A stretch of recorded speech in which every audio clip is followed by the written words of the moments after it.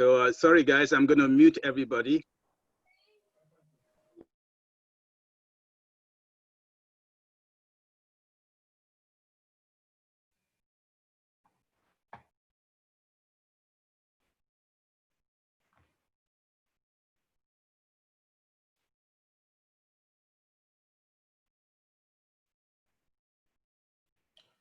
Right. Good afternoon, all. We are welcome once again to the Nigerian Society of Engineers London, UK branch seminar holding today, Saturday, the 3rd of October, 2020. And we appreciate you to have taken your time to honor this invitation, as you have always done. This is a commemorative webinar. We label it the engineering webinar LNB206, and we're using it to commemorate the 60th birthday anniversary of our great country, Nigeria. And we believe it's going to be a wonderful time today. And I'm going to pass on the baton now to Engineer Dr. Sunday Popola, the chairman of NSE London UK branch, to give us the acknowledgement. Over to you, Sunday.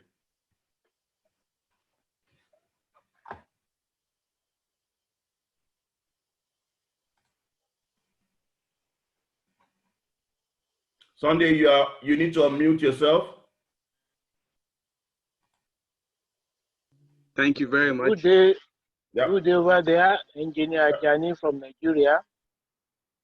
All right. So thank you very much for that introduction there, Engineer Theo. Yes, we're again starting to, another fantastic webinar today where we're going to be talking about project management. And just a little bit about our group, NSE London UK branch. We were established about 2 years ago. And these COVID have turned things around for us. Normally, we will have had maybe about 3 or 4 events in a year. Now, this is our 6th this year already. And by the end of the year, we'll have had 10 events. So it's amazing the side effect of a pandemic can do to us. And we've managed to share a lot of knowledge. We've managed to gain a lot from each other. And today will be the same thing. Acknowledge all the people on board. Our president of NSE, Engineer Mohamed Babangana, FNSC, the executive committee and the council member of NSE all over the world, the chairperson, or they asked me to call it chairman, the chairman of all NSE branches hereby present, fellow engineer, associate, friends, family, and every other person that are interested in listening to this conversation. We got some colleagues from Network Rail as well. I acknowledge you. Welcome on board. And as I've said, NSE, keep saying EFN, that's my previous organization. NSE London were established 2 years ago, and we have contributed a lot to the society.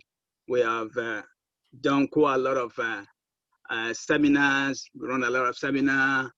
We visit schools to try and encourage more kids to go into engineering or have engineering as a career as they go forward in life. And we develop mentors for young engineers. That, for me, that's very, very important. We do that quite a lot in the London branch. We try to associate our young engineer with somebody they could aspire to and link them up that way. And at the same time, we look for areas where we could tap the research and innovation from the UK and all over the world and pass it back to Nigeria. Recently, we've tested some cement. I'm not going to give names, some Nigerian manufactured cements, and compare it to Portland cement in the UK. The result is very interesting. But I'm still talking to the cement manufacturer in Nigeria to make sure what we're going to publish, when we do publish it, they won't be able to dispute it. So we do that, and we go around the world and pick up knowledge from all over the world and try and use it. Not copy and paste, but we look at it and adjust it and do things to it so that it will be usable in our own country. And that's one of the things that we do.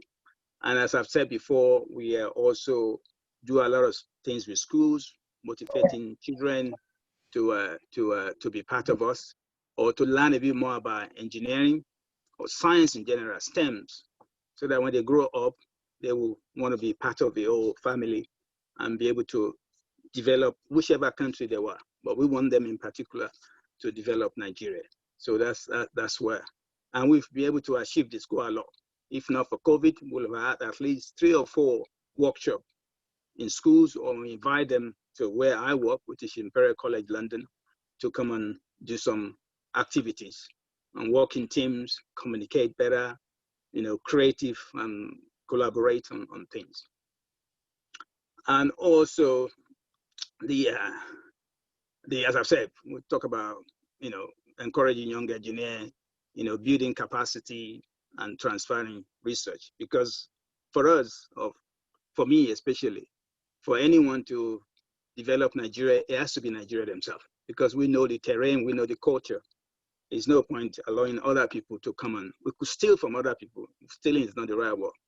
Transfer knowledge from other people or other country to our own country. But it is we that can actually implement things. And that's where organization like this is striving.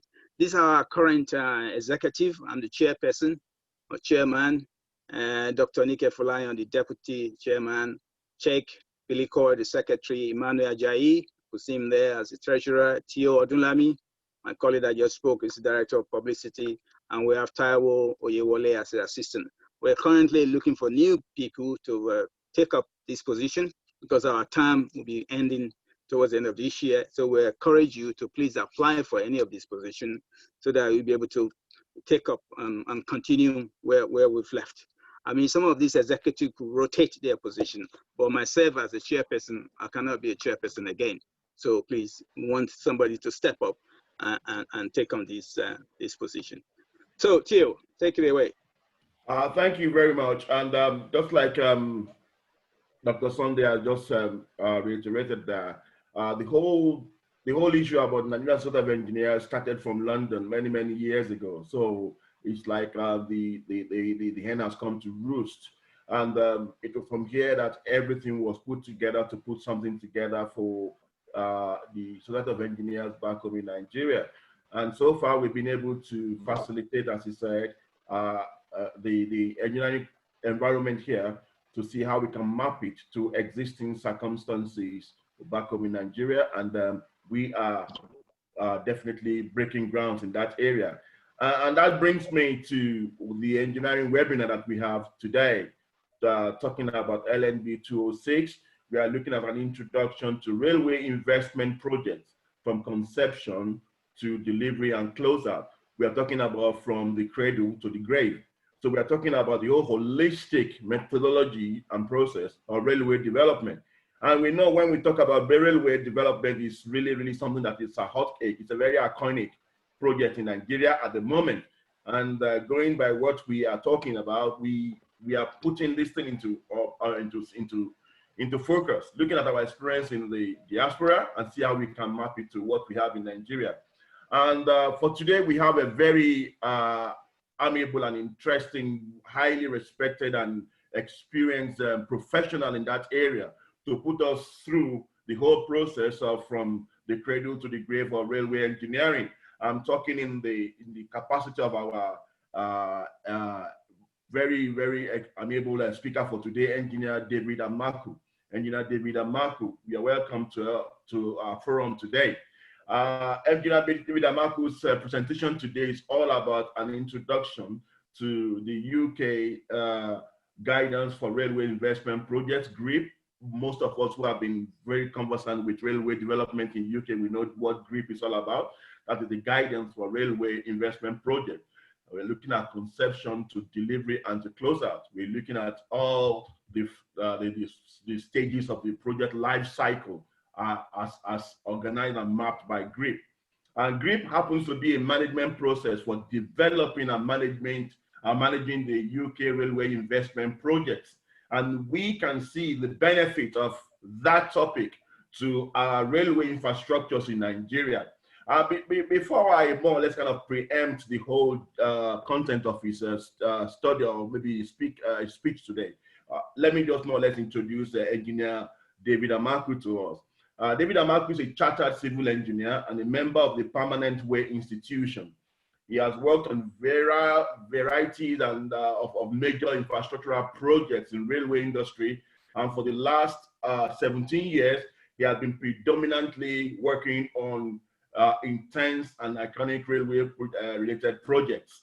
In his spare time, David Amaku enjoys spending time with his family, as most of us, well, all of us do. He likes watching and playing tennis and enjoys DIY. I wonder why football or soccer is not there, because I believe he looks like an Arsenal fan. Praise the Lord for that.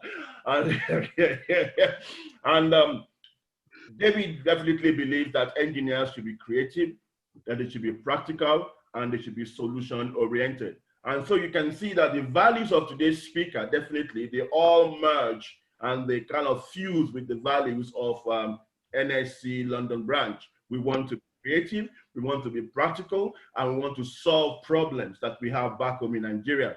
And on behalf of NSE London UK branch, I want to say welcome to David Amaku for today's program. Thank you very much. We are going to unmute David now just to say a word or two. He is unmuted. You just need to share your slides now, David. Exactly. Just to give us a word or two before he starts his slide sharing proper. You are most welcome to the webinar, and I believe we are going to be given the opportunity to kind of throw in our questions as the program progresses. We have the chance to use the chat section for our questions, and also definitely we can raise our hands once we know the functionality on how to go about it, and then when it comes to question and answers, we let us know, and then we expect us to have a wonderful time on today's webinar. Over to you, David. Okay, thank you very much for that very nice welcome. That's much appreciated. I'd just like to say welcome to all the people who've logged in, and also to my Network Rail colleagues as well, who have logged in to support me. That is very much appreciated. I'd just like to say it really is my privilege to speak, particularly on this 60th Independence Day webinar. There is some significance for this for me, because my late father's birthday was on the 1st of October. So for anyone who doesn't know, 1st of October is Nigerian Independence Day.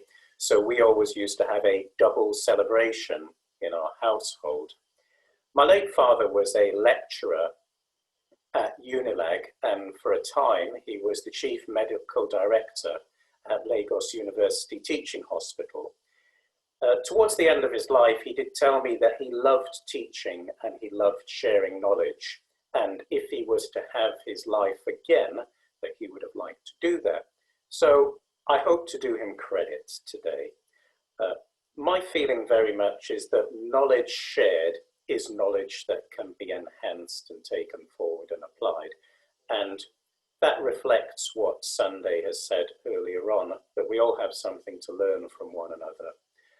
I'm going to talk about GRIP, and those of my colleagues who've worked for Network Rail will be familiar with the GRIP process. Often we only know a small part of the process, but I will be going through the whole process. The views that I'll be expressing are not representative of Network Rail, so I'm not giving this talk as a representative of Network Rail, just so that's clear. And the other thing I'll say before I start, that one of the benefits of the GRIP process is it gives transparency to the development of projects and the scrutiny of projects as well. So what I'm going to do is I'll start by giving an introduction to Network Rail and some of the terms that I'll be using. So the first part of my talk might seem a bit unstructured, but it is to provide a bit of context. I'll then move on to talk about the GRIP stages. There are 8 stages in the GRIP process. I'm then going to jump off and talk a little bit about business cases and explain why business cases are important, and that's business cases in terms of the government business cases. I'll talk about a process that not most that we may not all be familiar with, which is called the Railway Network Enhancement Pipeline. Then I'll go through each of the 8 GRIP stages in a bit more detail, and I'll conclude. There will be a time for questions at the end. I don't promise to be able to answer every question, but hopefully I'll draw upon the experience of some of my Network Rail colleagues as well. I think it's important for me to say that there are alternatives to GRIP. GRIP is used within Network Rail. There are other processes that are used as part of the Prince system or in the UK aviation industry.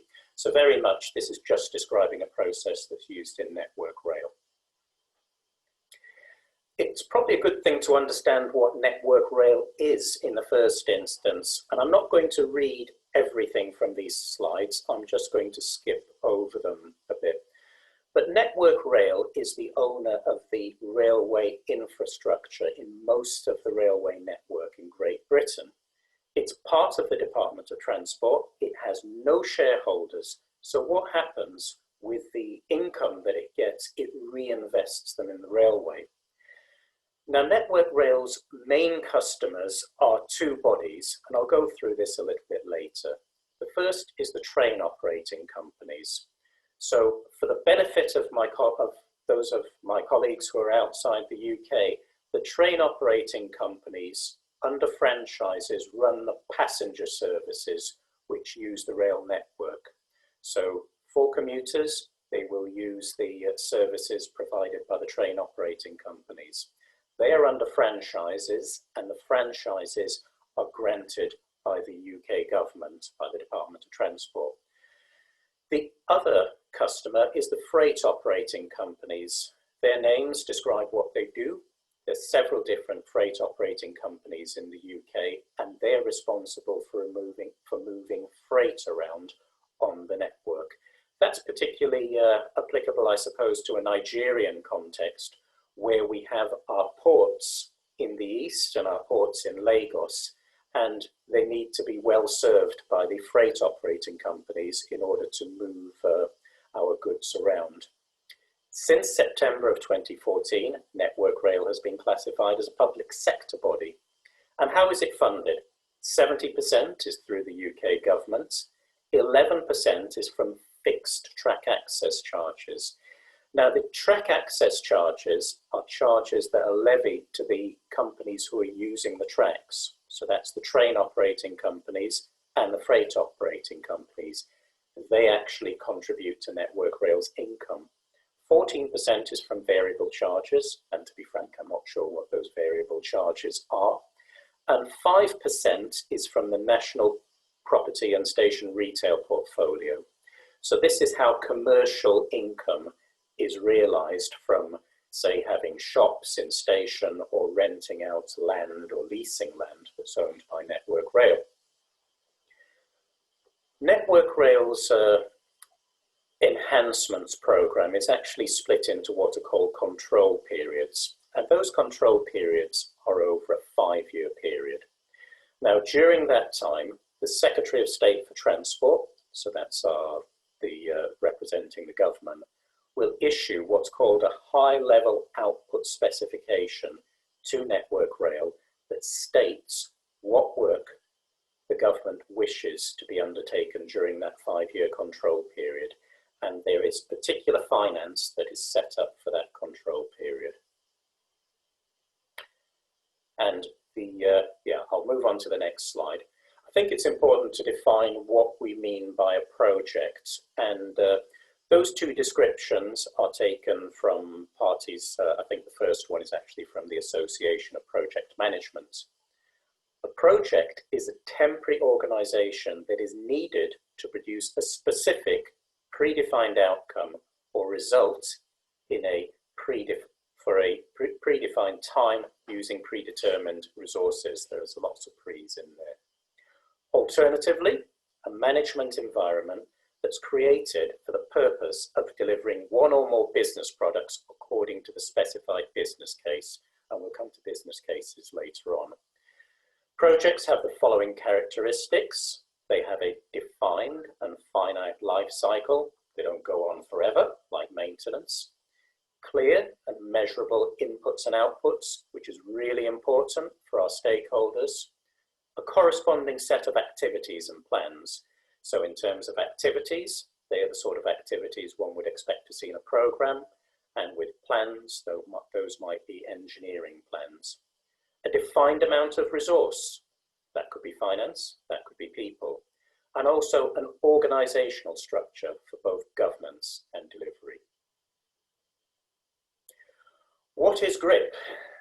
As my colleague has mentioned previously, GRIP is an acronym for Guidance for Railway Investment Projects, and it's used by Network Rail as a governance and project management process for investment projects. So these are ones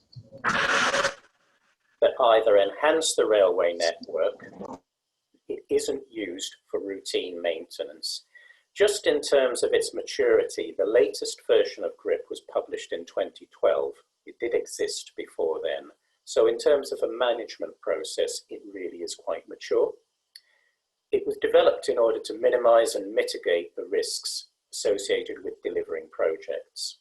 And it applies to both Network Rail's projects, which are delivered under the high-level output specification, but also those that are delivered under RNEP, and I'll explain what RNEP is later on.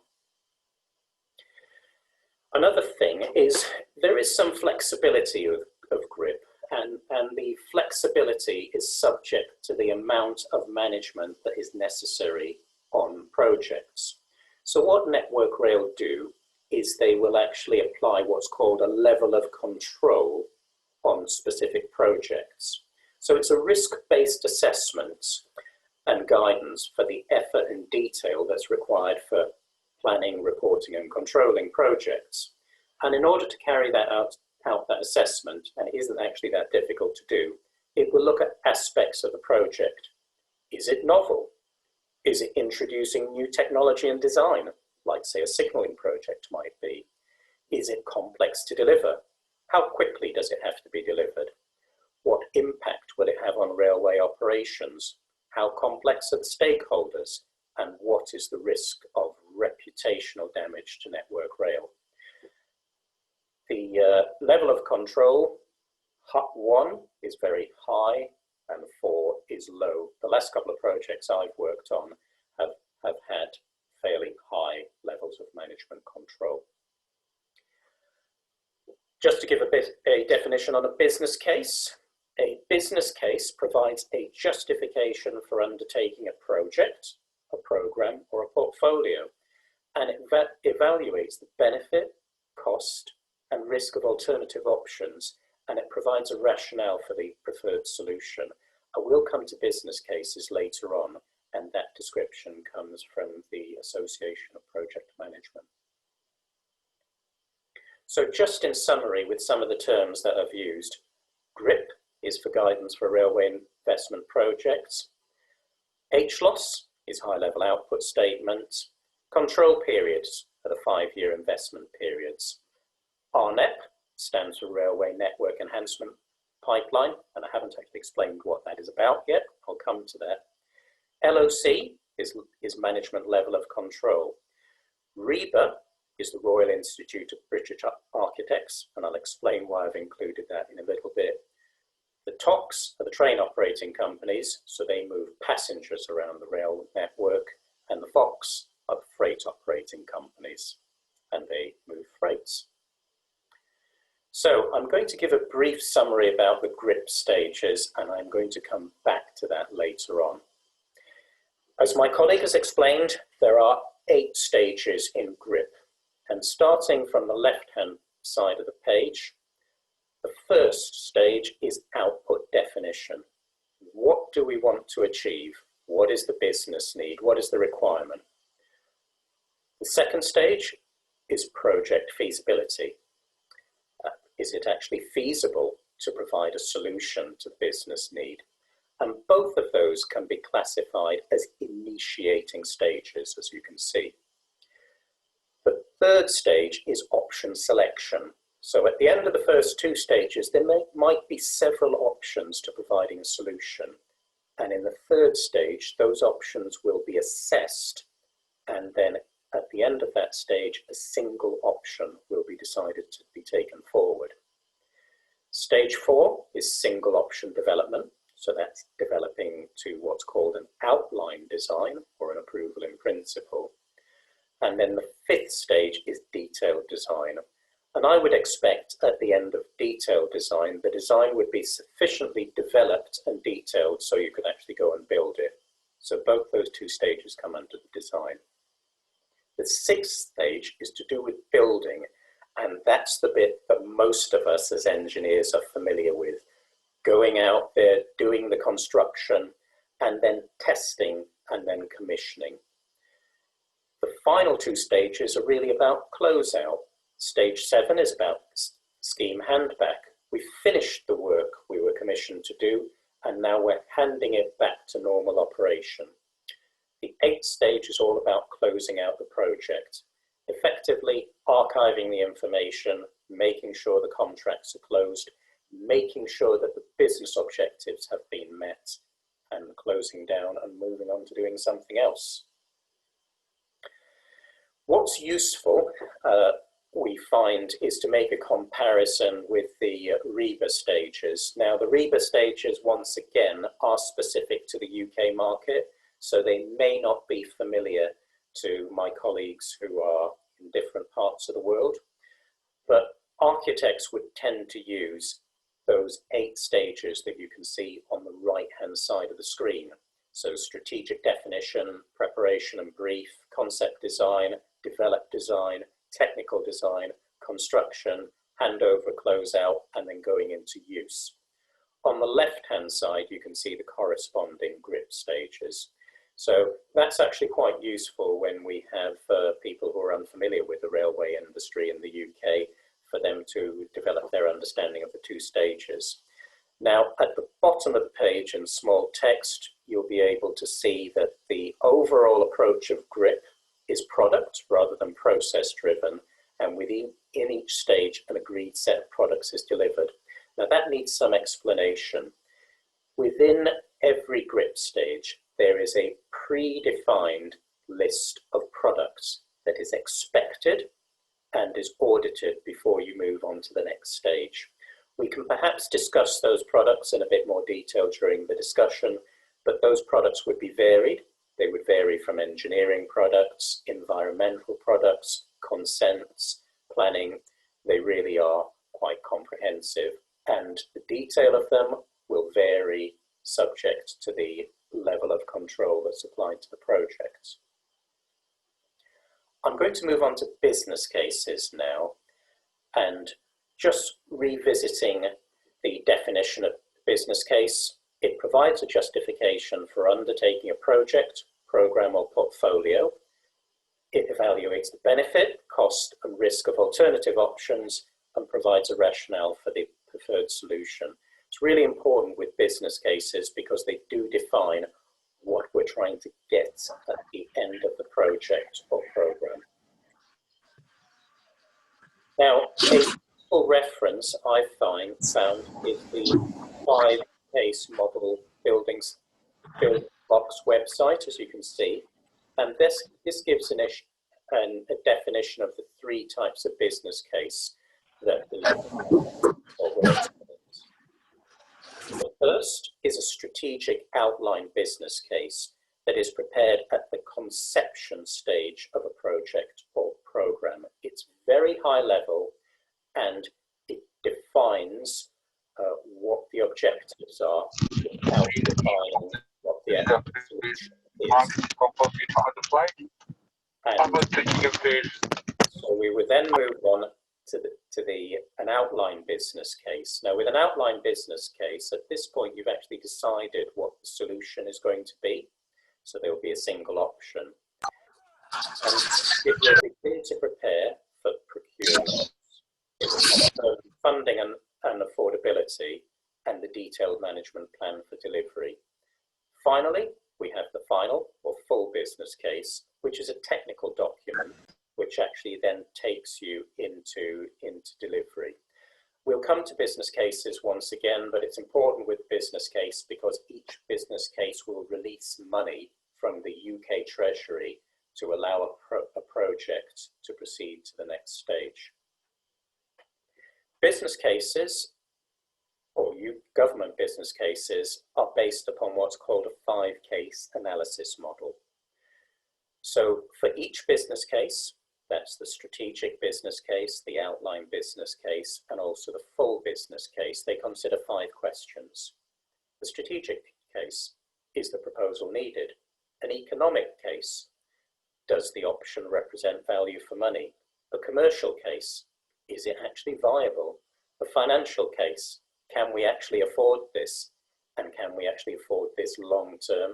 And finally, a management case, do we actually have the management capability to deliver this stage of the project? And in order for a business case to receive ministerial approval, it has to give an adequate answer to those 5 questions. So at each stage of the project or of a business case, the business case has to answer those 5 questions. And the illustration you can see in front of you shows you that the difference between each business case is the level of detail and the strength of argument that is applied to those 5 questions. So the blue blocks are showing you the strategic business case, purple is outline, and white is full. And as you can see, the degree of confidence and strength increases as you go through the business cases. And once again, they all ask the same 5 questions: the strategic question, the economic question, commercial, financial, and the management. In terms of my experience on business cases, and I must admit this is only really something that I've become exposed to and familiar with in probably about the last 2 or 3 years, business cases are really important because they will determine if a project actually receives Treasury funding to move forward. And by Treasury funding, I mean funding from the government. Funding is generally just enough to move you through to the next business case. That's how the UK government works. So if they approve your strategic outline business case, they will just provide you with enough money to move to the outline business case. So it's really important for projects that we define what funding we need in order to move through that stage. Business cases do actually align with the GRIP stages, with some minor exceptions, and I'll come to that later on. And if I do forget, please someone remind me, and it's to do with design and build projects. Benefits realization is defined by the business case. So the business case tells you what the outcome should be at the end. I would say, and this is a warning to myself, ignore business cases at your peril, because if you do, at some stage, potentially in the UK, they would bring your project to a stop. Treasury negotiations take time. The experience that we've had in the UK with things like Brexit and also some other political issues as well, is that often the ministers and politicians are not actually free to approve the business cases. So that sort of knowledge actually needs to be built in to programming of projects. Typically, if you have a general election coming up, then politicians tend to be a bit distracted by ensuring they are re-elected and doing their campaigns rather than signing off business cases. In the UK, the responsibility is with Transport Secretary. So very much if the Transport Secretary has other priorities, it may impact their availability to sign off the business case. And finally, as I've stated before, one has to be really careful not to run out of funding between business cases. I'm now going to talk about the Rail Networks Enhancement Pipeline. Now, this is a pipeline or a process that applies for projects that sit outside the high-level output specifications. So these are projects which are not included in that government instruction. And typically, these can be projects where perhaps there's some private money being offered.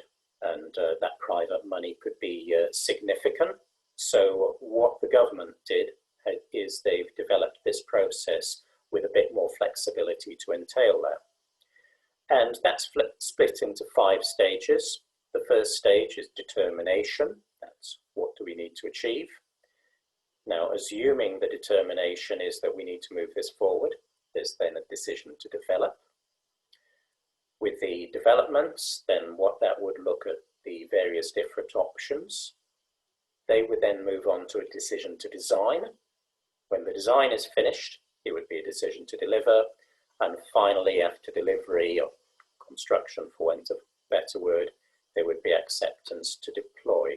Now, this assumes that everything always moves in a linear fashion, which for those of us who've been involved in projects, you'll know that that isn't the case. Often things overlap rather than are linear. And this shows you where the business case authorization is required. So the strategic outline business case, SOBC, as I'm showing you there on the left-hand side, releases funding to allow the project to be developed. Theoretically, that should take you to a point where you then require a design, and the outline business case would facilitate that, and release the funding to take you through design to a point where you could actually deliver. And then from the point of delivery on through to deployment, the funding is released by the full business case. And what I'm trying to show on this slide is that after each of the business cases, funding is released, hence the image of the coins. With the text below, it just gives a bit of definition of the stages. Under determination, is it meeting the defined objectives, and is it actually worth progressing? During the development, the sort of questions that would be asked is, what is the problem? What are the options? And then with ministerial approval, one would then move into design. Design would take forward a single recommended option, and then that would take that to full business case where the project would actually be delivered. And finally, deployment is about taking the outputs of the project and handing them over either to the maintainer or operating authority. I'm now going to go through each of the GRIP stages, and there will be a slide for each of the GRIP stages and a quick summary. The first stage is output definition, and it establishes the scope of the investment and what's being proposed. So the sort of things it would consider as the objective, funding for the project, what would be the procurement methodology, what development work should be taken, and also, is there any interface with other railway operations and other relevant projects? And also it would look at the whole strategy that applies to the railway in that particular situation. It would also begin some stakeholder engagement as well. At the end of GRIP stage 1, we then always have what's called a stage gate review. The number of products in the stage gate review would be defined by the management level of control for that particular project. The list could be fairly short with a project that's defined as low risk, or it could actually be very comprehensive on a very complex project. And at GRIP stage 1 and 2, one would expect that those products would be more strategic. They would be things like strategies, perhaps plans. They would be stating a future intent. They wouldn't be very specific. And it normally takes about a day to do a stage gate review, and it provides a good auditable trail of why you're moving over to the next stage. GRIP stage 2 is all about project feasibility. So you've moved forward from stage 1, and one would look at where what type of scheme is it. If it changes the timetable or significantly changes the operation of the network, or it has interfaces with other programs of work, then it's likely in a Network Rail's case that they would actually get what's called the system operator to manage and sponsor the scheme. For other schemes, which are more perhaps perhaps local or less complex, such as investment in stations, those would be sponsored by route enhancement teams. At the end of GRIP Stage 2, once again, there is a stage gate, and that will consider all of the different products. By the way, what I should have mentioned is at the beginning, one would actually go through a process to define what those products would be at each stage and give some thought to who would actually produce the products, because some of the products are not necessarily produced by Network Rail. Moving on to Stage 3, one would expect at the beginning of this stage, several options have been presented as possible solutions. But by the time that you get to the end of this stage, those options would have been identified and assessed and appraised, and the outcome would be a single option with what's called a very outline design. Now, at this point, it may actually mean that the project might not even go forward, because the business case has to confirm whether or not the project is affordable. It has to consider the whole life costs and whether it can be delivered in a reasonable timescale. And by whole life costs, I mean, typically a railway structure is built for a design life of 120 years in the UK. And then the systems that are installed in it will vary in design life from 25 years up to about 50 years. So the whole costing exercise looks at the whole lifespan of those different aspects of the projects. Another stage gate between GRIP 3 and GRIP 4, and it's important for me to reinstate or to restate that by the beginning of GRIP 4, we're working with a single option. Single option development is GRIP 4, and this allows us then to develop that option to a point that we can reach what's called in Network Rail approval in principle. And by the time you get to approval in principle, most of the major stakeholders, and that would include our asset managers, would have actually stated their agreement with the proposed design.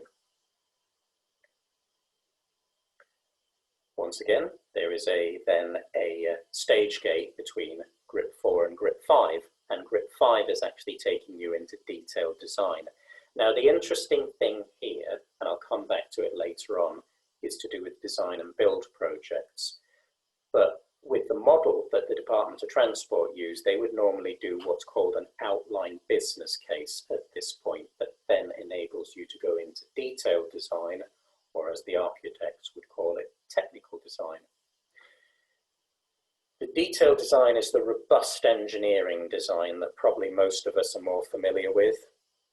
Also, there's commercial activity associated with that. It gives definitive costs, timescales, resources, and risk assessments, particularly our CDM type risk assessments. And at this end of stage 5, one would normally expect you would have the full design to which the project would be built, including costing and estimates. In a linear manner, one would then go out to the market and procure a contractor or delivery agent to actually then deliver the project. The reality is that quite often in the UK, projects are let as design and build, and that's the case on the last 2 projects that I've been working on. The interesting point that that then creates is that it actually means at an earlier stage, you have to have your final business case happening at the same time as you would normally have your outline business case, because it's only the full business case that releases the funding to take you through to delivery and hand back. Stage 6 is the bit that's the really exciting bit for those who get their kicks and thrills by seeing things built. It's the build part of the process, and also at the end of that, where the product is then commissioned and brought into use.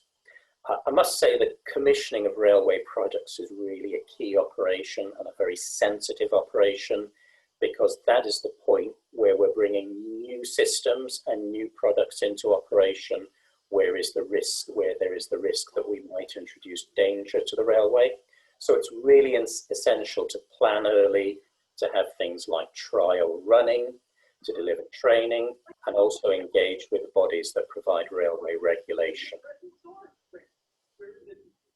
At the end of GRIP 6, one would normally go through another stage gates, and then we would have scheme handback. So there we've completed all our construction, we've completed all the new systems that we're providing, and the transfer of responsibility goes back to your day-to-day maintainer and operator. In the UK market, that's actually quite complex because the infrastructure is often handed back to asset managers in Network Rail, and systems are often handed back to the train operating companies who are often given responsibility for managing stations. So the point I've got in brackets there is that early planning and identification of who the asset owner is, meaning who you're going to hand back to, is really essential. At the end of GRIP stage 7, one would then have the 7 to 8 stage gates. And GRIP 8 is essentially about project closeout. I like to think of it as closing the doors and walking away. The project is formally closed, all the contracts are settled, warranties are agreed, benefit assignments commence. So by benefit assignments, that means we're looking back at the business case to see if the benefits have been realised and whether they were realised for the original funding. Lessons are learned as well and carried out, and the project team disbands. The final point there is that with lessons learned, they really are important for informing future projects, and they're actually best carried out a bit earlier in the project life cycle, because often by the time you get to GRIP 8, what happens is most of the project team who actually really had the knowledge and detail have disbanded and gone off to other projects. So in conclusion with GRIP, by this talk, I'm not, I hope it hasn't come across that I'm saying that GRIP is necessarily appropriate in every circumstance. It's an example of a process that personally I believe works well within Network Rail. It can be a bit difficult to get your head around, but it is very logical. It's essential to make sure that all the GRIP products are planned for in each stage gate. With engineering products, they are very key to ensuring that the design and scope is well defined. It's really important that GRIP stage gates are well planned. They tend to take about a day to do. And if you have a very good project manager with a good document management system, it really does set up the next stage for success, because the auditors and people who are in the stage gate will have confidence that you really know what you're about. Defining all the GRIP products and who is actually going to authorize them and produce them is really important. Planning for overlapping GRIP stages. As I mentioned earlier on, a lot of GRIP and the RNet process assumes that things are linear, whereas the fashion these days, and I really do think there is benefit in it, is letting projects which are design and build. So our contractor or delivery body is actually overlapping design with delivery. So it does mean that you get that overlap of design and delivery, and it's important to plan there. GRIP really does, as a discipline, I would say, support good project management and make it clear what project management is required. It does provide some flexibility. In the public realm, it really is a transparent process, which I think is really important for government and public type projects where people want to see value for money and they want to go back and be able to have evidence for value for money. It promotes regular review and health checks because you have these stage gates between every stage. There's an auditable trail of products that it provides. It provides a source of learning for future projects and also a source of legacy records. And once again, be really careful not to run out of funding between business cases. It's a situation I found myself in, and it's actually quite difficult to manage. So I hope that's been useful. I hope it's been food for thought, and I look forward to any questions. Thank you. Wonderful, wonderful, wonderful, David. This is fantastic. I've never seen so much acronym before in my life. Even my PhD thesis doesn't contain that many acronyms. You've thoroughly explained the whole thing. It is very clear. I could see a lot of people getting very excited on the chat, and people already start to raise up their hand. But one thing I pick up while you were talking, this is just a comment of someone saying, GRIP, it is very transparent. There's plenty of lesson to be learned. And in terms of Nigerian slang, there's no wuru-wuru or mago-mago, so I don't know how to translate that. So it is very clear and transparent. There's no wuru-wuru and no mago-mago. I'm sure most people on the platform, on the platform will understand what that means in our language. So I'm going to. Some of my colleagues may need an explanation to that someday, but I know exactly what you mean. You know what I mean, okay.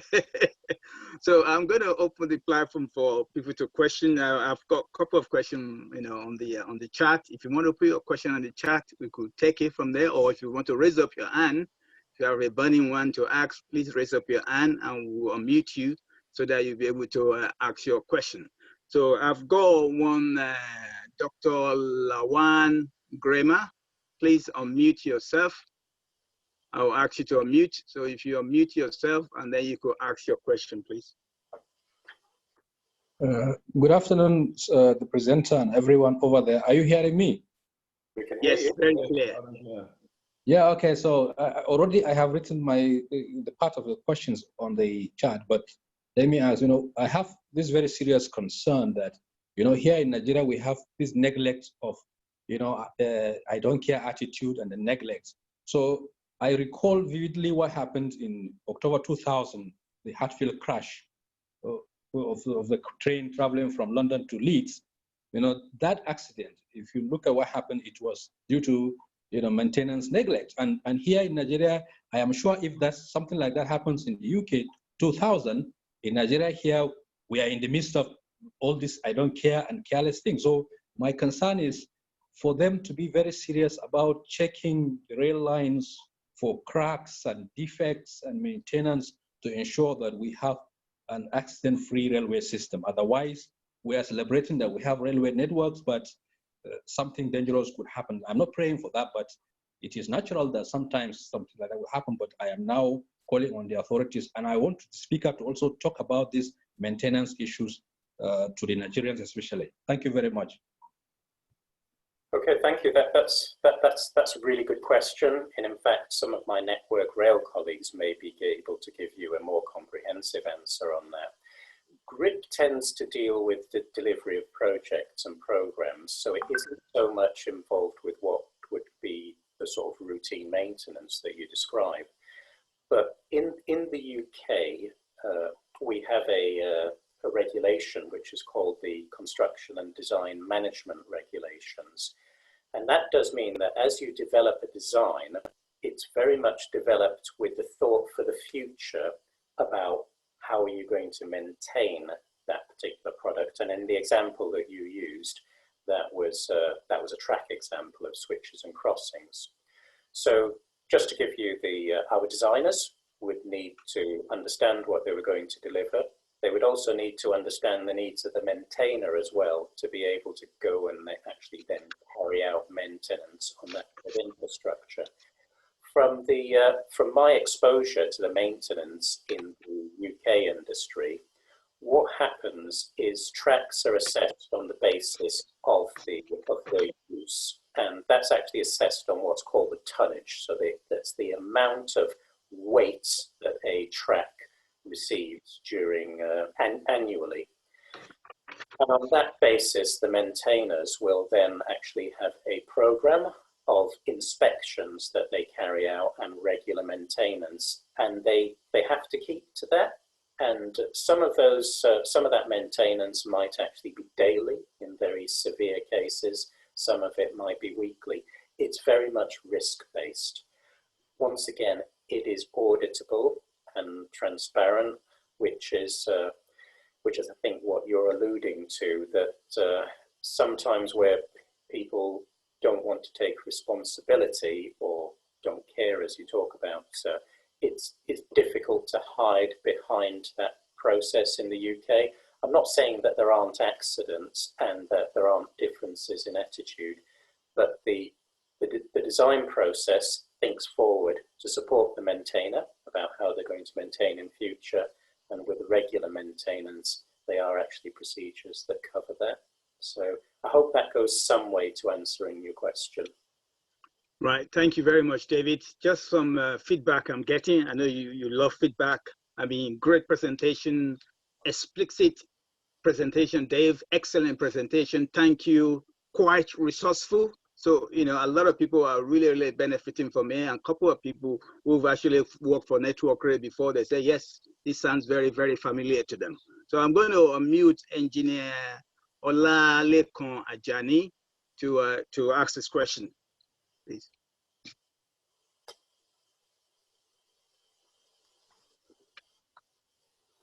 Engineer Olalekan, can you unmute yourself, please? Yeah, go on. Oh, okay. Okay. Good afternoon there. Good afternoon.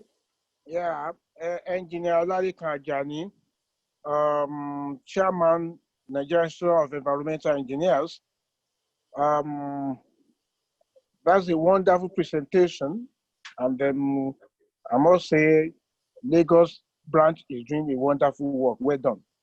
No, London branch. London branch. London branch. Okay, my brother. Thank you for that correction. I know they both start with L. Okay. I used to live in Lagos, so I'll take that. Thank you.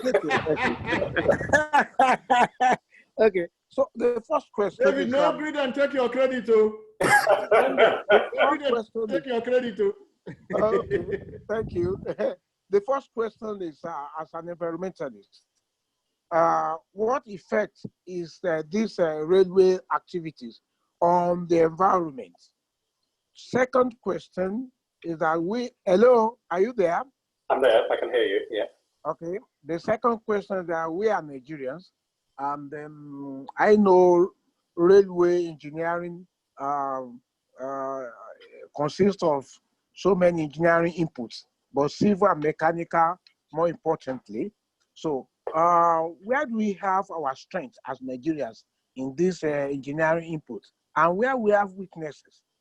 What can be done to turn these weaknesses and threats to opportunities? These are my questions. Thank you very much. Okay. Thank you. If I start with the environmental question, and okay. Please, my Network Rail colleagues who are on this webinar, feel free to raise up your hands if you'd like to complete my question.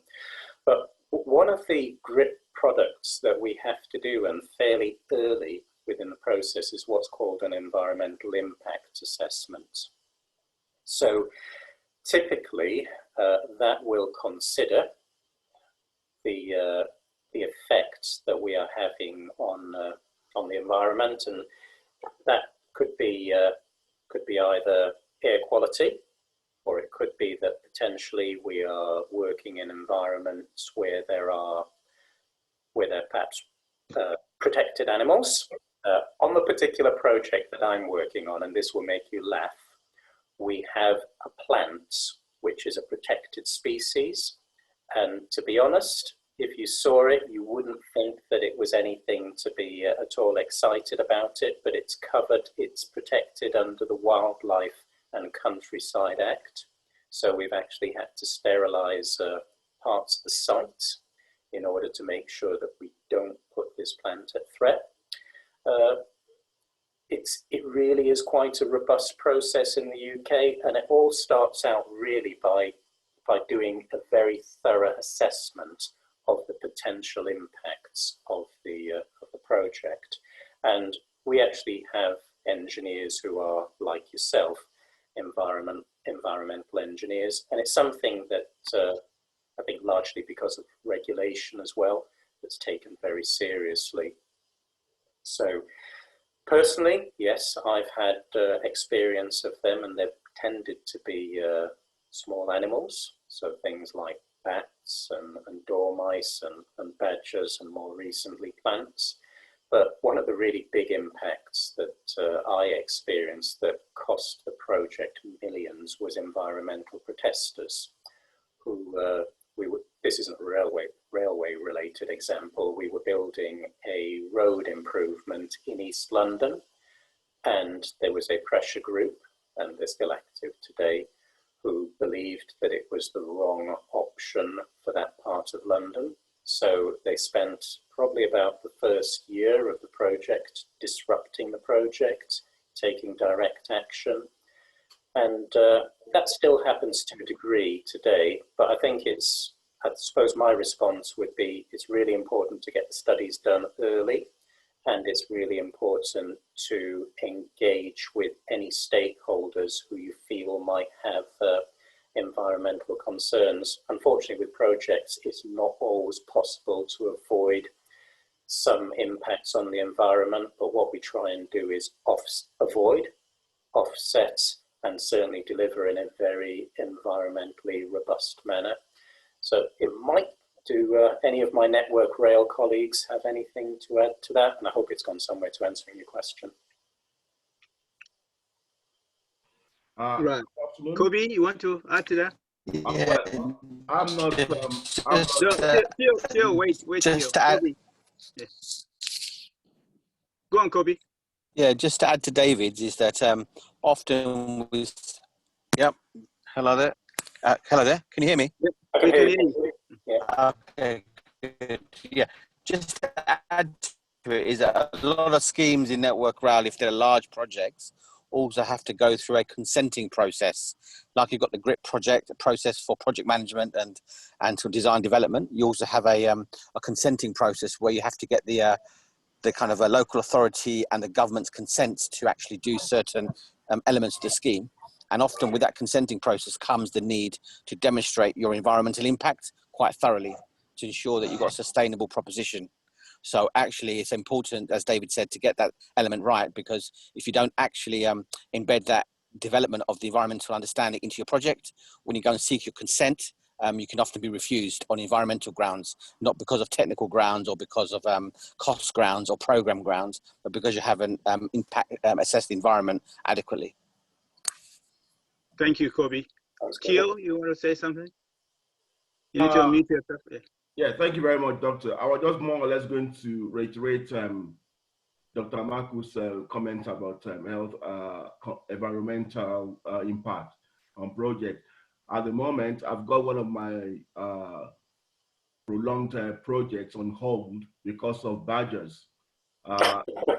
Exactly. I can. Dr. David Amaku could really recognize that. You know, a colony of badgers is called a set. This is, you would think it's a small project, but we've discovered that, and then the project has been on hold, and we are all covered now because of COVID-19 to explain the disruption. So we can see the impact of such an environmental occurrence, talking about Network Rail project. So I can identify with that. Thank you very much, David, for that. Thank you. I've seen recently also HS2. A couple of days ago, they have to evacuate all these guys that have been camping on site for over 2 years. Winter, summer, they're on site. So a few days ago, it was on TV, they have to try and get them out so that HS2 could continue moving. So it does happen. But I have no idea how we will deal with things like that in Nigeria. Whether we just come overnight and clean them up, I have no idea how we do it. If anybody knows how we do it in Nigeria, please let us know. Engineer Fadi Olani, I can't see him again, but his comment or his question was, at what point does value engineering comes into this GRIP thing? David. Yeah, that's a really interesting question, because it can, one would hope that with the value engineering, that you do the value engineering in your single option. And on the last project that I've been involved with, we had to do a lot of value engineering to actually try and get the project to sit within the funding. Value engineering starts to become more difficult once you've moved on to detailed design, especially if you're overlapping detailed design with construction, because most times the value engineering is actually going to involve change. And as most of us have been involved with project management, what change involves money.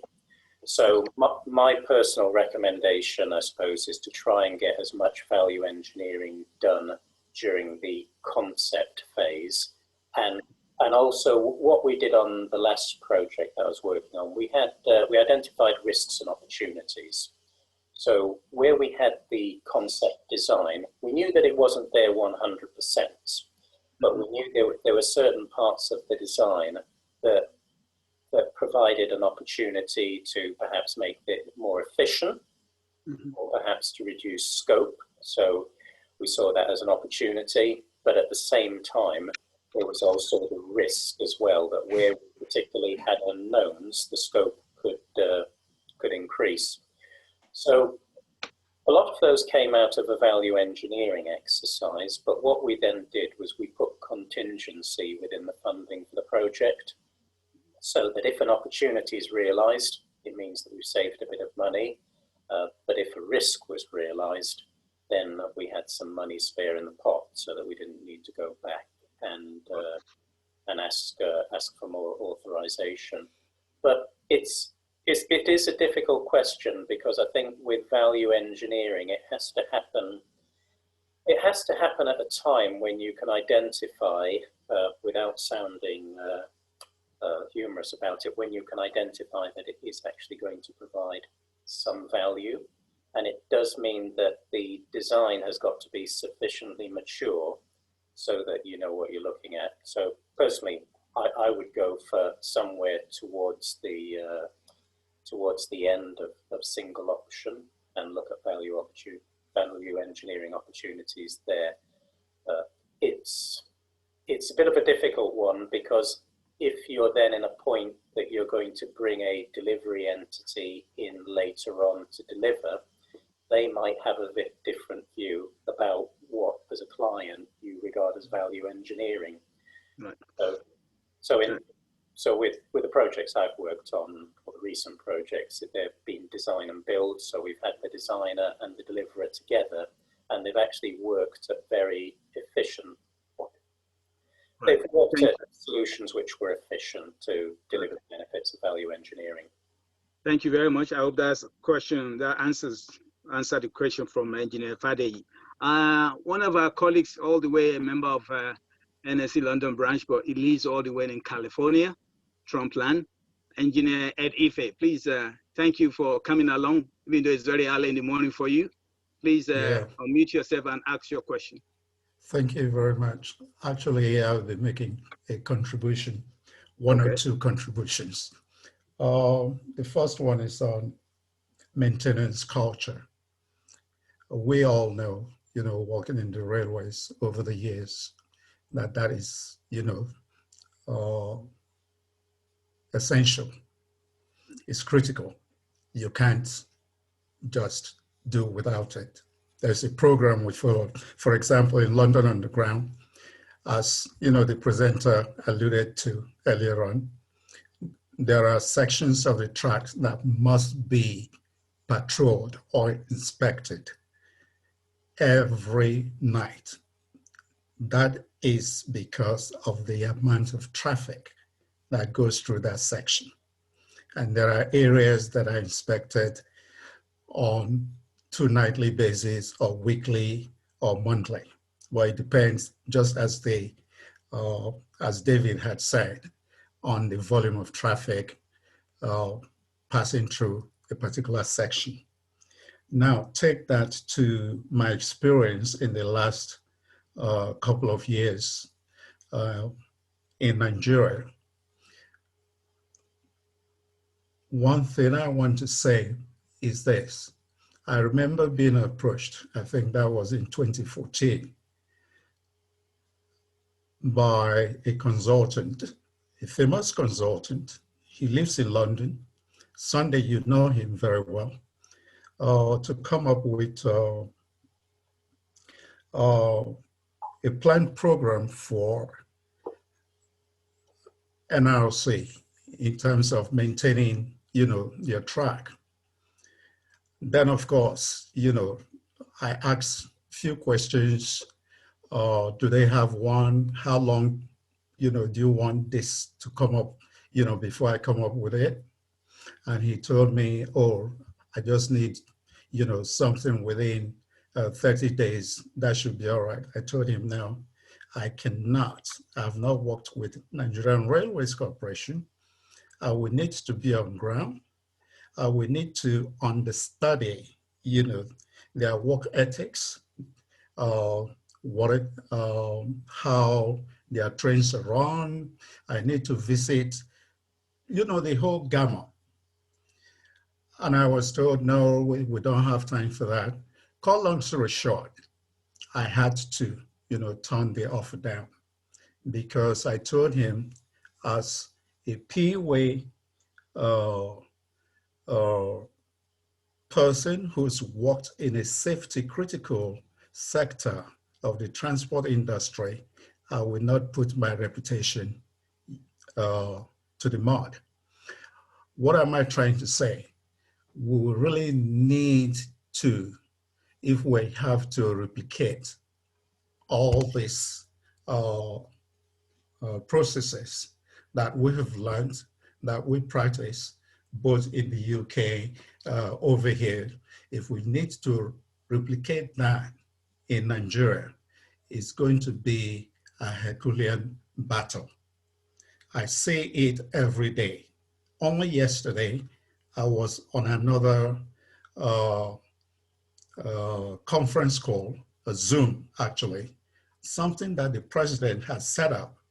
And I was so much ashamed of myself, of the country, to be honest, that we could be talking about prioritizing railway projects without having any background studies, without having the feasibility studies that have been carried out in the various stages as outlined by David. They don't go through that. And in fact, to quote somebody, he said that he's already approved the prioritization of valuable railway routes for either new lines or the reconstruction and rehabilitation of some. So I asked the question to my colleagues yesterday, what are we doing, in this exercise? So what am I trying to say? We need to, I don't know how we're going to go about it, because most of us want to, and I'm happy there are a lot of our Nigerian friends, when I say Nigerian friends, they're back home on this webinar and they're listening. How do we transfer? You keep saying to us, come back home and transfer knowledge. But when we want to, when we come back there and tell you how things should be done, we don't tell, we suggest, we propose how things should be done correctly, professionally. You call us Americana or Britico. How do we do that? So that is just my contribution as far as, maintenance is concerned. Thank you very much. Thank you very much. Quickly, the other, contribution I wanted to make is on, David also talked about it, Gate 6, that is construction, testing, and commissioning. We just had a commissioning ceremony of the Tape Warri rail line on the 29th last month. Nobody have asked and asked. Nobody has been able to tell us if, the line is fully completed, if, the testing, the commissioning that took place, there were pre-test runs, pre-test exercises carried out. Instead, we had, and I'm sure maybe David will be shocked by this, we had test runs with passengers on a line that was not commissioned. We do that all the time. Why? Right. Thank you very much. Thank you for your contribution and your experience. We know you have spent quite a lot of years in Nigeria on various projects, including railway. And some of the things you were saying here, I don't know if you have our president here or other people that actually currently work in Nigeria that will be able to give some answer. Otherwise, we're very connected to the Minister of Transport, Mr. Honorable Amechi. So some of the things you were saying, we'll make sure he gets to hear it, and we'll come back and tell you exactly what he says to it. David, is there anything you wanted to add to what Ed have said? No. I mean, maintenance is it's essential, particularly with anything that's safety critical. So I may have some of my signaling colleagues on the line, as on the webinar as well. Certainly with things like track and signaling assets, they really are important because they have the high likelihood that if they go wrong, you get train collisions and people die. So, and we've seen even that with what would seem simple things like from earthworks point of view, we had the accident in Stonehaven a few weeks ago. It's often the simple things that catch us out. Right. Thank you. Can I ask, I don't know the full name here, it just says MM. Can you please unmute yourself and ask your question, please? Okay, good afternoon. Good afternoon, everyone. My name is Amaku from Lagos. Can everyone hear me? We can hear you, but your audio is very bad. Thank you very much for the presentation, sir. My question is just based on listen, your audio is very bad. We're gonna waste this time. If you don't mind, can you type your question? For the rail project. I want to ask if the project was actually funded from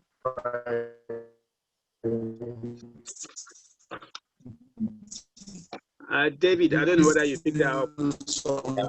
Sorry, I'm having difficulty picking up the question. Let me try and see what he's saying. What he's saying basically. Then my second question is based on the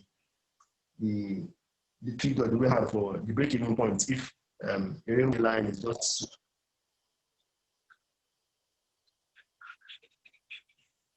sorry, we seem to have lost you. We've lost him. What he's saying, for what I could gather from something that is also typed, I think it was asking if GRIF system attract funds for projects, especially from private operators.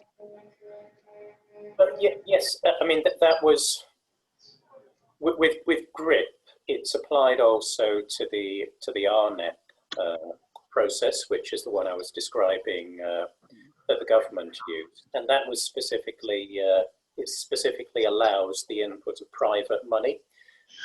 Typically, what will happen with Network Rail is the railway often releases land or has land where the value of that land isn't realised. So, and this happens with London Underground as well. They'll enter into development agreements to develop land which is adjacent to the railway, and also you have often private investors who say perhaps want to develop land above a railway station, typically in London, to say build office blocks or commercial type endeavours. So it can be difficult to introduce private money into the high level output type works, but in terms of setting them up separately, the other process I described to you, RNEP, allows you to do that.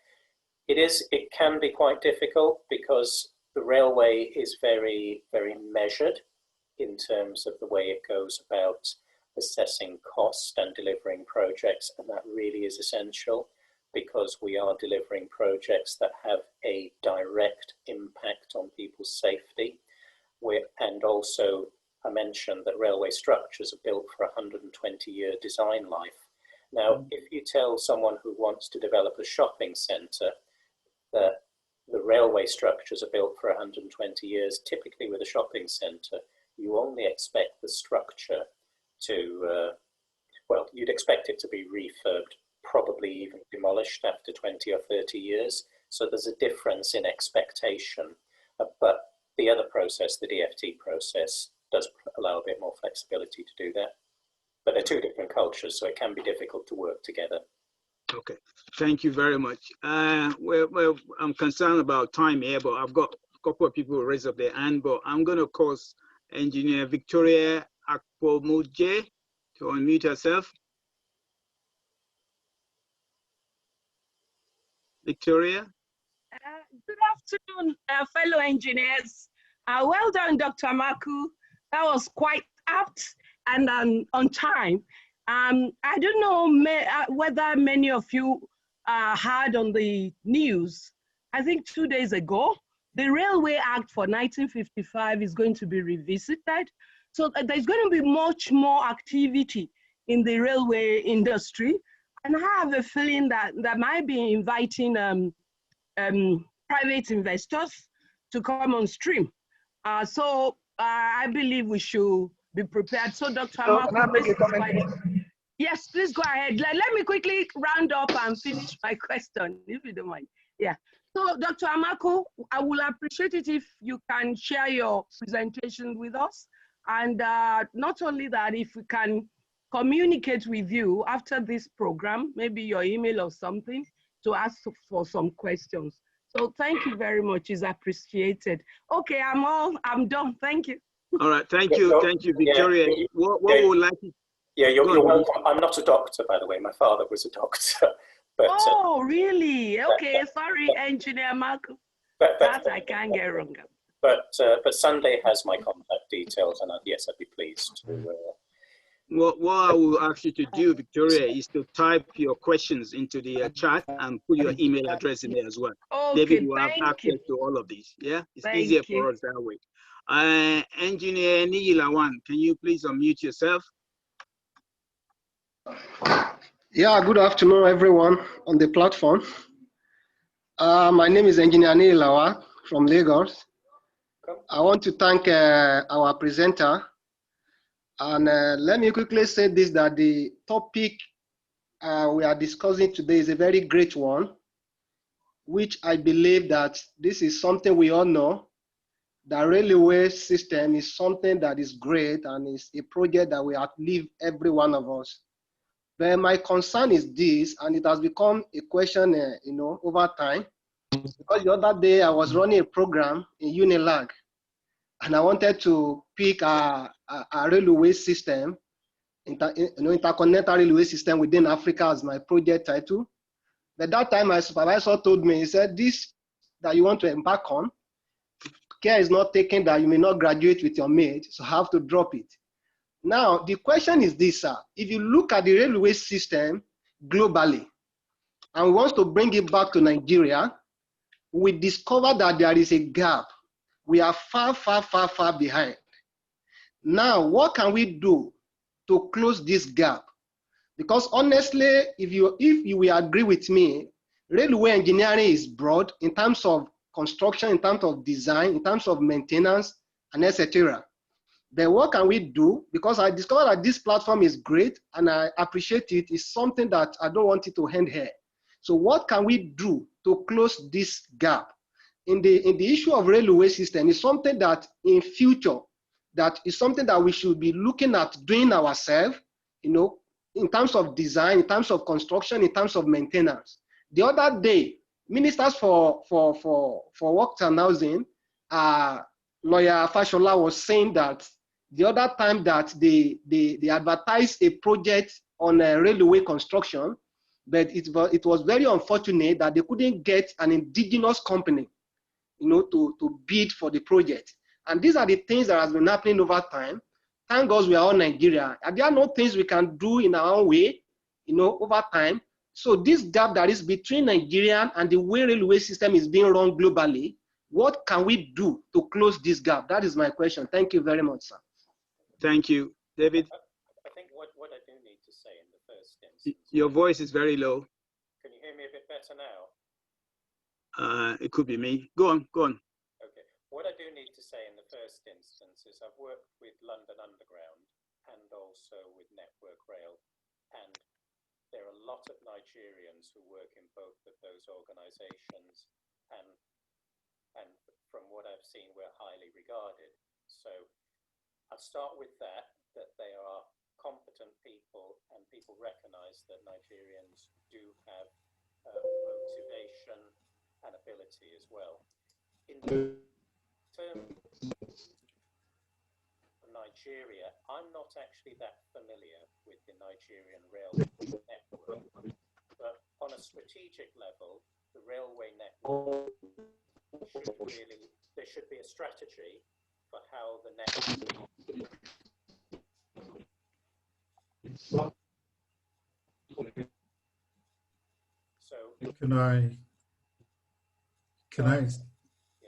Can everybody hear David? No, it's David, very difficult. There's something wrong with your audio. Yeah. Thank you, Ed. Can you hear me any better now? It's still bad. Sometimes maybe you had a phone call came in or something. Yeah, no, it's probably an internet problem. Right. Okay. Right. So thank you for that anyway. Right. Can I quickly say something, please? Yeah. The last questionnaire and what David has just said. Yes, we have so many competent Nigerians that have worked and still working on the railways in the UK, in Europe, and over here in the States. Sorry.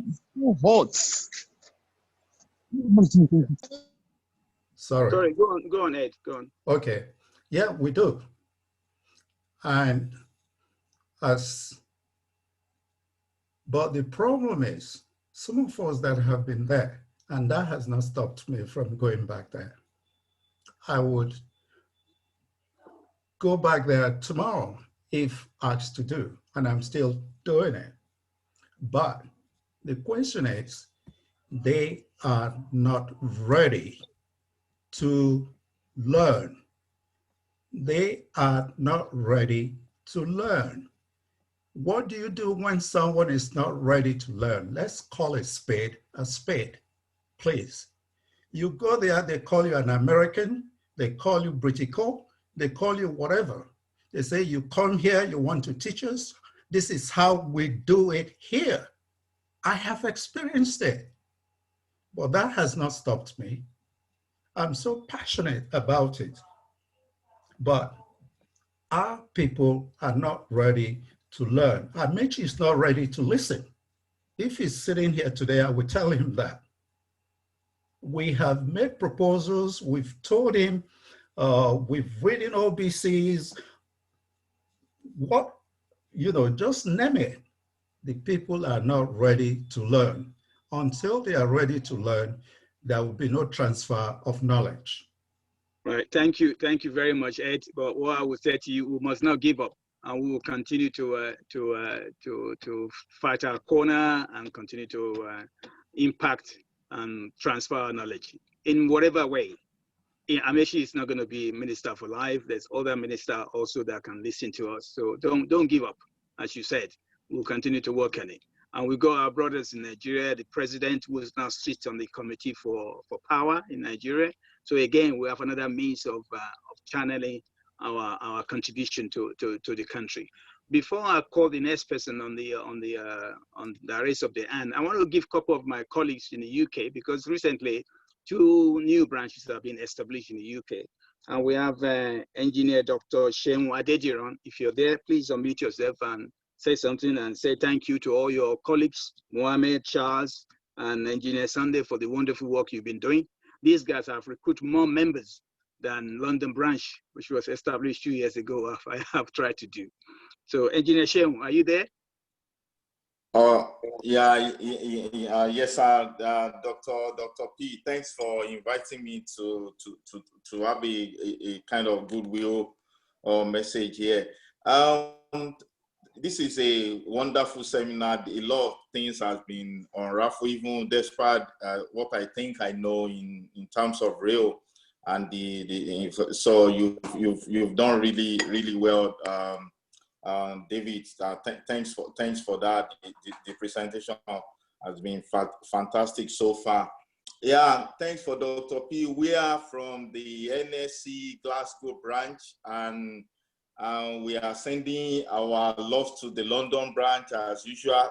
Thanks for London, to all the London members, and especially Dr. P for your support all this while, and we'll continue to work together for the progress of our country, Nigeria. Thank you, and I hope this seminar too will continue in a normal way as planned. Thank you. I appreciate it. Thank you, sir. Thank you very much. Engineer life matters. Yeah. Yes. So we're there together. All right. Yes. Thank you. The next person, Engineer Books, from Chairman of Manchester, newly established Manchester branch. Please unmute yourself.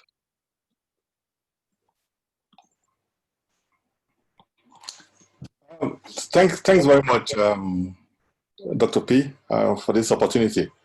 I want to congratulate London branch, and particularly our guest speaker today, for doing justice to project management. You know, I'm a lecturer in project management, so I could really relate and follow what he's saying. I'm also, oftentimes, we tend to undermine the role of project managers in the delivery of projects. You know, they see it as maybe it's soft skill and it's just pretty soft and not really relevant. So I'm very happy that even the comments and feedbacks acknowledge that it is very, very germane and important that we focus on it. So I thank you for this opportunity, and I will wish all of our colleagues back home thank them for engaging with this beautiful webinar. Thank you very much, Dr. P. Thank you also, and thank you to all your teams for the wonderful work you guys are doing. I mean, if you guys haven't started webinar, maybe London branch will still be sitting waiting for Corona to disappear. So thank you, well done. All the way to Abuja now, Engineer Alimat Adediran. She's not a new chairperson or chairman. I keep using the word chairperson. They don't like me to do that. Chairman of the Buhari's branch in Abuja. Engineer Adediran, if you're there, please unmute yourself. I saw her just now. Hello? Oh, yes. Please. Yeah, good afternoon, my chairman, Engineer Dr. Popola. I appreciate you and the ESCO members of London branch. It's my honor and privilege to be part of this webinar, especially to the presenter. That topic is very germane.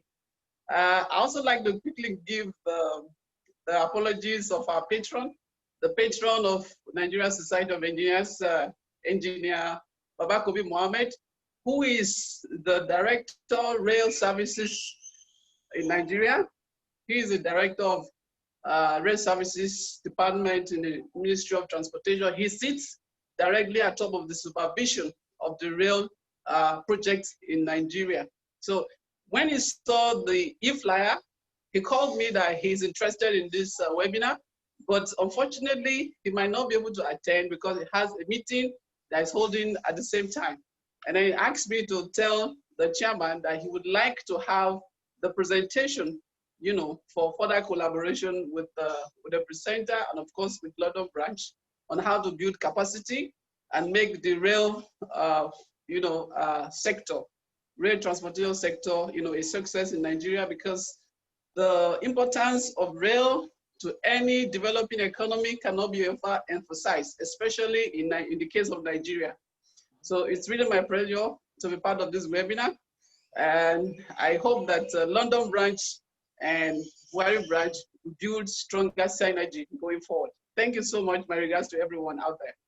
Thank you very much. Thank you for your contribution, and thank you for the message from our boss from the top. We really appreciate that, and we're ready to work with you, as you said. And I'm sure I'm giving a presentation for your branch next month. I think it was 12th of November. So I will be there to meet the rest of your members. And now let's go to Mark Abani, are you still there? Mark Abani used to be the chairman of the Central Association of Nigerians in the UK. He's now moved to Nigeria to set up a farm and do all kinds of wonderful things that engineers like me will not dare to do. Mark, if you're there, can you unmute yourself? I guess it's gone. Right. Engineer Akim, iPhone. I have no idea who that person is, so please unmute yourself and ask your question. Good. Hello, can you hear me? Yes, we can hear you. Hi, David. My question is this: with the GRIP system, I'm aware that a lot of people in Nigeria are familiar with Prince 2. And it looks the same. Can they be adapted? Can it be adapted to Prince 2 for them to be able to use it? And secondly, you seem to be familiar, or your group seems to use and be familiar with RIBA. Can it be? Do you use NSE contract as well with your group? Those are my two questions. That's very interesting because somebody else also asked the same question, David. What is the parallel between GRIP and Prince 2, which is very much what Engineer Kim is talking about? We can't hear you. David, we can't hear you.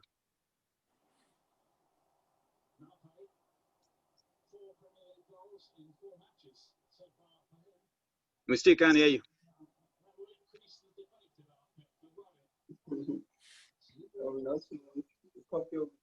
I tell you what you would do, David. Just log out and log back in. Yeah. Well, why David is doing that?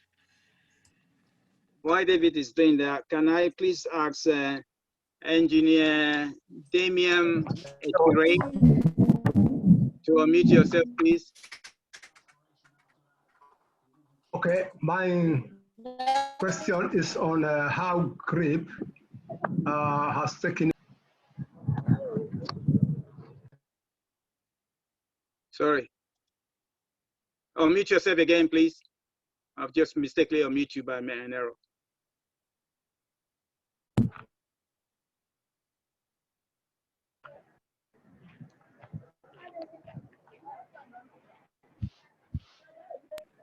Can you hear me now? Yes, yeah, we can. Thanks. Sorry. Okay, my question, David, is how GRIP has taken into consideration the training of potential users and operators, maintenance people, for example, such that they're able to operate and maintain the facilities that have been installed. The reason I ask this is often people come to operate or maintain these facilities may not be exposed to the OEM facilities. So how early are they brought into the platform to be able to acquire the requisite knowledge? Okay, thank you very much. We'll wait for David to log back on. We've taken notes of that. Dr. Sunday, it's yeah. Kobe. I could answer some of the questions. I could answer some of the questions if it helps while David logs in. Yeah. So the one about the maintenance is interesting. A lot of projects in the maintenance organization, they have someone called a project interface coordinator.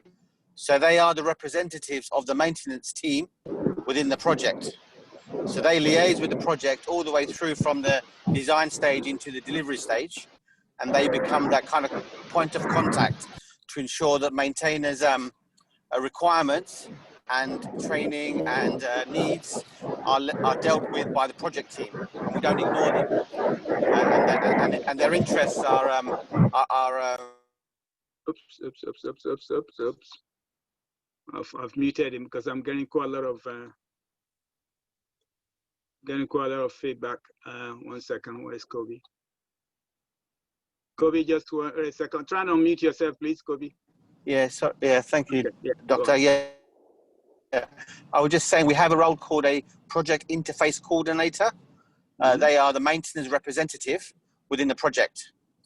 So during the design stage and the delivery stage, they represent the team and they have that liaison point to ensure that the asset handover and the training is done properly.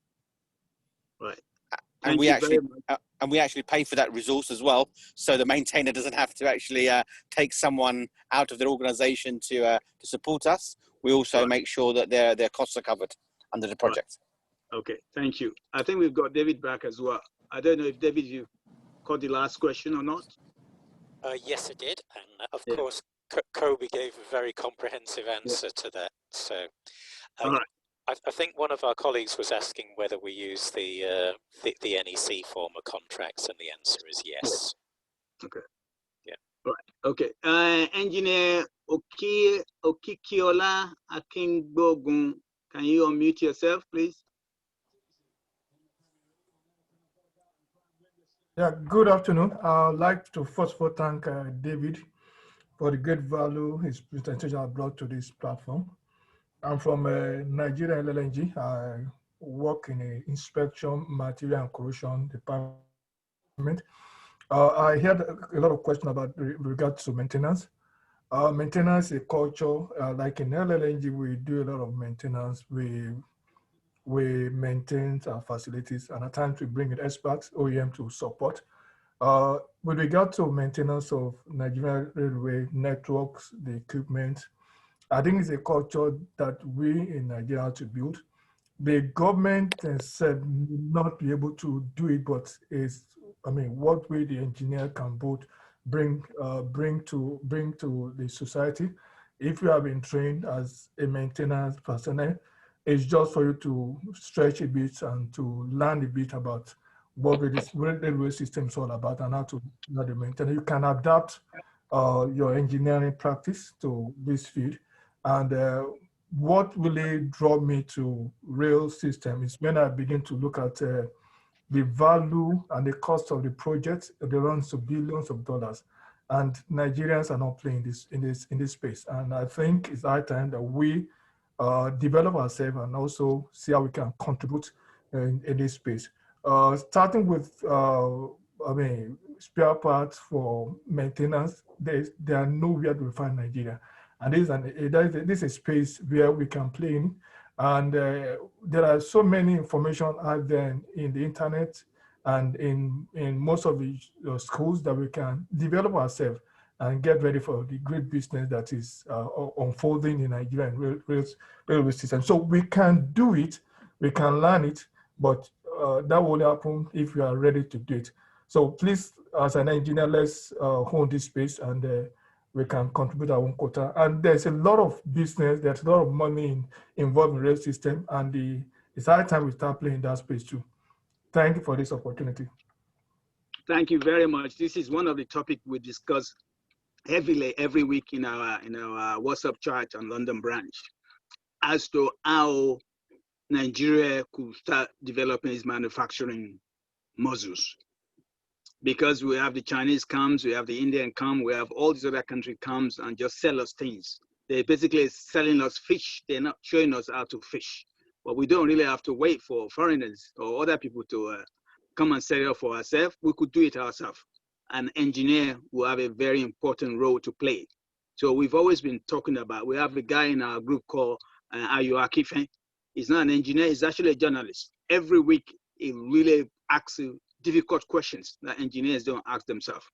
And for the last 2 days, as we celebrate Nigerian Independence Day, he challenged us as to 10 things or 10 areas where he thinks engineers should wake up and start contributing their quota to Nigeria. So we're addressing that. So thank you very much for that contribution. And the last question I'm going to take is from Engineer Iwo. Can you please unmute yourself?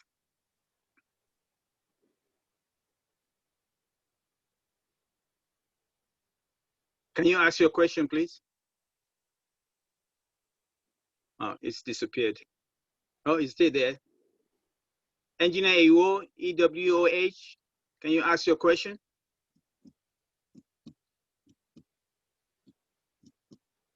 Right. If not, I know there's a guy that raised up his hand, but I think he gave up because I didn't get around to call his name.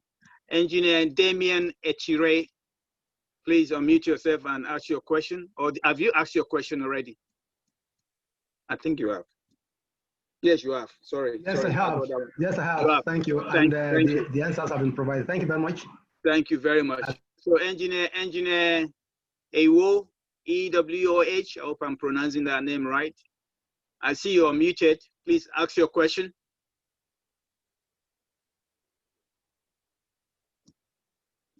Now, Techno Phantom, I know you're raising your hands there. You have a question to ask, please unmute yourself. Yeah.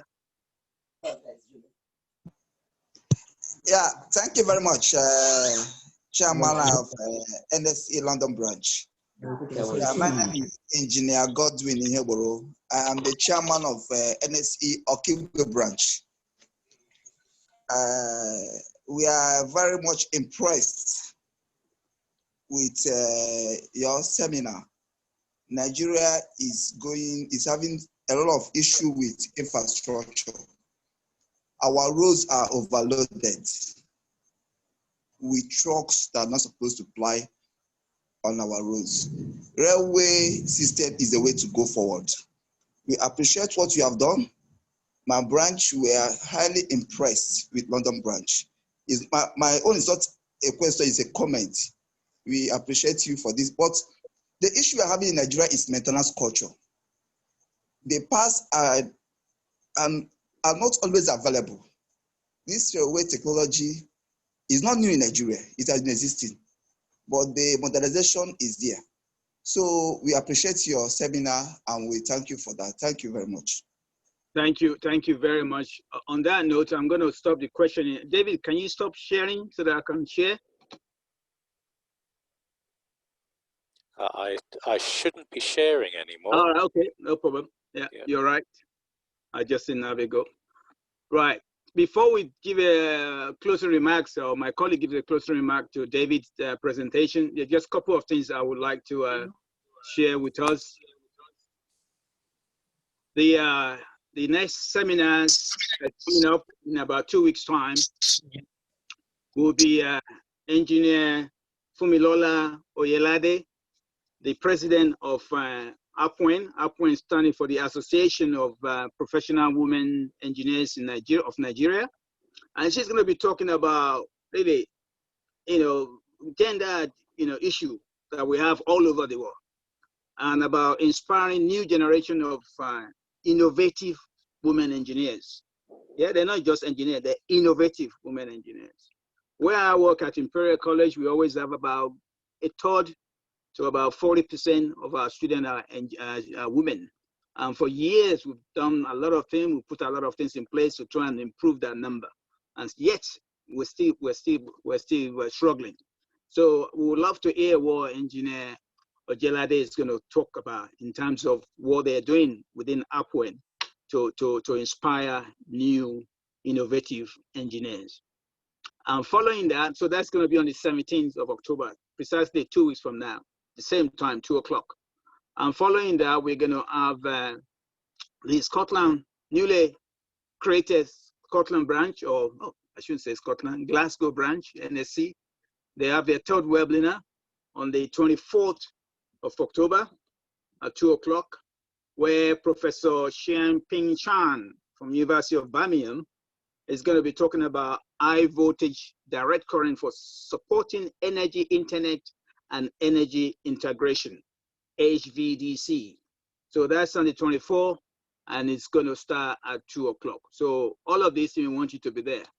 And then at the end of the month, the big man himself, or the small man himself, or the one and only one guy called Sunday Popoola is going to be exciting you on some of the things that he does, and he's been in for so many years. And this is going to be in collaboration with the NSE Buhari branch in Abuja, that we're going to be talking about modular construction as applies to residential and high-rise building using modern method of construction. How can you build a school in 2 weekends? I will show you how. How can you build a McDonald's restaurant on one day? You go in on Friday morning, by Friday evening, they're serving burgers and chips. I will show you all of that as well. And residential and all kind of building that can be constructed using automation. The Chinese are doing it, the German are doing it, the Italian are doing it, every other country. UK is also doing it, and I've been involved in quite a lot of these of this system of engineering. So that's all the 3 series of webinars that we'll have in October, because October had 5 Saturdays, so we have three Saturdays out of that. And then come November, we have, actually there's one before this, but the presenter hasn't sent us all these details yet. We have on the 28th of November, Dr. Larry Jones, his son, going to be talking about the infusing knowledge management in higher education in sub-Saharan Africa. And he's going to use Nigeria as a case study, really, because in Nigeria, we all want our family to be well educated. And how can we infuse management into that? Yeah, we've been talking about maintenance cultures and all kind of things, and some of the things that David has been talking about today. How can we put an element of that and implant it into school kids or university students right from the beginning, so that they don't have to wait until they graduate because they start learning management. So that's that. So on that, I'm going to pass it on to my colleague, Engineer Chio, should be there, to give us a closing remarks on the work, on the presentation that we've had today. Chio. Yeah. Thank you very much, Dr. Sunday Bukwala. And what a lovely afternoon we've had. I want to say reserved appreciation to Engineer David Amaku for that resounding webinar session. And before we more or less kind of maybe get, we probably get kind of maybe carried away by the question and answer session as well. We need to more or less kind of go back and recap on the salient issues from the webinar. Apart from the fact that we as engineers can derive a lot of advantages from the GRIP method of project management, also through its transparency from the cradle to the grave. Engineer David Amaku mentioned the fact that the GRIP system gives us a high level of value engineering. And value engineering is so paramount now in our engineering cycle, and we know that.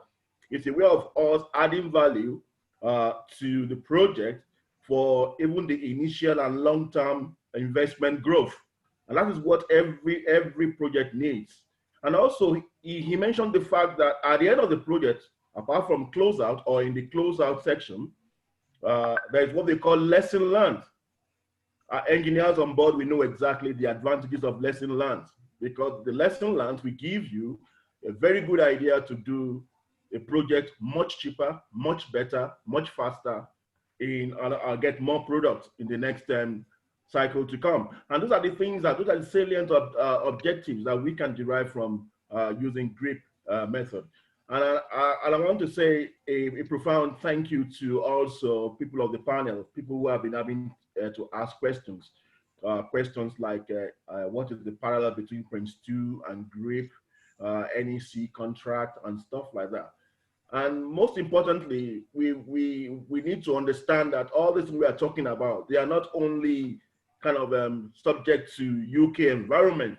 We can imbibe all these processes and methods in Nigeria if the situation permits. And that is why I want to use this opportunity to ask all of us who are here to register with the Nigerian Center of Engineering London, UK branch, and you are maybe working and maybe stabled in London, please endeavor to join us and just collaborate with us. We want to tap into your wealth of experience to make a better Nigeria, engineering-wise and infrastructure-wise.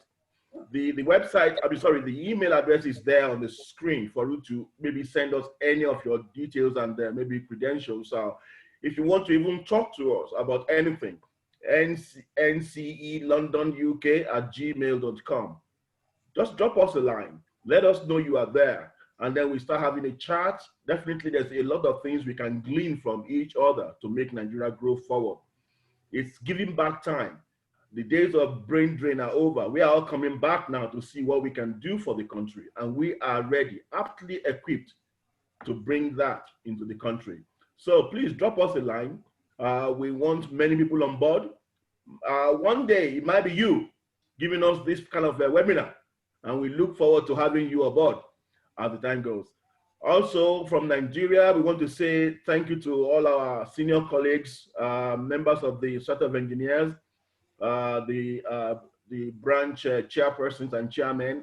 Also, we want to say thank you to other people who are non-engineers, but they have taken their time to join us today to make the leap, the quantum leap into development of rail industry in Nigeria. It's a very versatile terrain. We know definitely it's going to be rough, but we know definitely we will get there. And on this note, I want to say thank you. Until we meet again, maybe in 2 weeks for another webinar. Have a blessed, blessed October and remain blessed. God bless. Right. Thank you very much, David. Thank you, everyone. Have a last stay there for a minute. Well done so much. We're very grateful.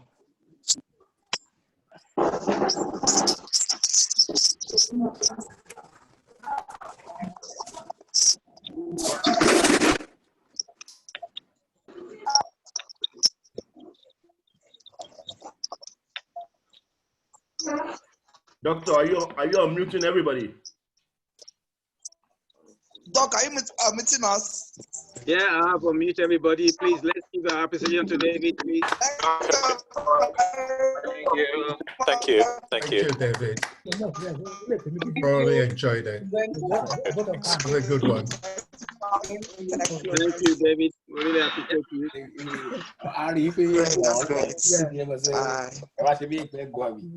Okay, well, yeah. Thank you. Thank you. To David and his colleagues from who assisted him on this program. Thank you very much. Much Kobe, appreciated. yeah. Thanks, Kobe.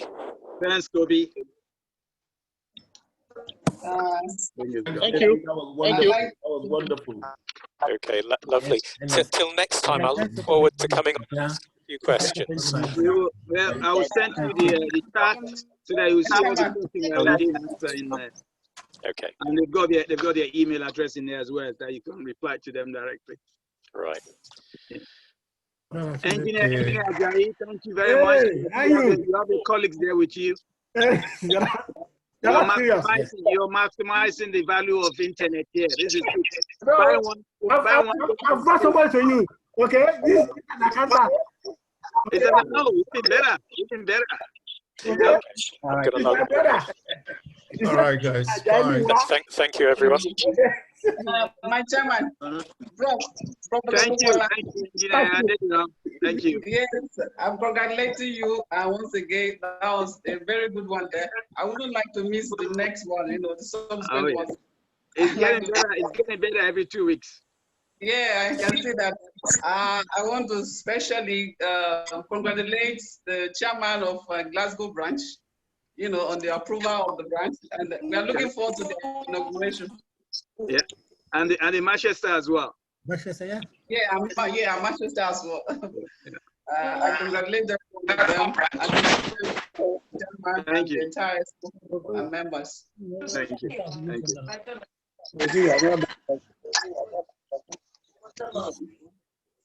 Engineer Ajayi, do you wanted to say something? No, just to thank you. Thanks for everything. Okay. Bob, thank you very much. We will expect the summary of the paper. Okay. Oh, I'll call you offline. No problem. Okay, thanks. Bye, thank you. Wait, to answer, very funny guy. Greetings from Port Harcourt to you, London there. Thank you. So,